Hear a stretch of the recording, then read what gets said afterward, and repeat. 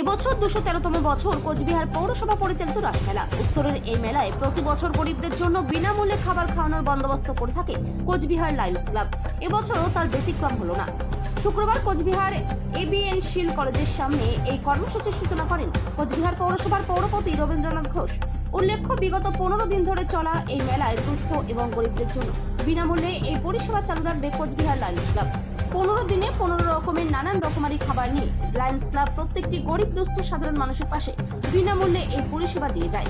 সার্বিকভাবে রাসমেলা আগত সকল দর্শনার্থীরা যাতে এই পরিষেবা থেকে বঞ্চিত না হন, সেই কারণেই তাদের এই উদ্যোগ। এটা কোচবিহার লায়ন্স ক্লাবের পক্ষ থেকে একটা ঐতিহাসিক উদ্যোগ, একটা বিরাট উদ্যোগ।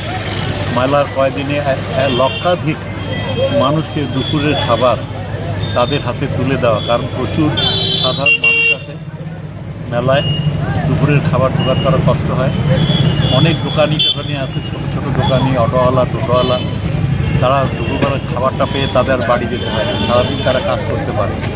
প্রথম সব দিক দিয়ে কোচবিহার লায়ন্স ক্লাব একটা ইতিহাস সৃষ্টি করেছে, যে 1 লক্ষর বেশি মানুষকে দুপুরের খাবার, দুপুরের আহারের ব্যবস্থা করে।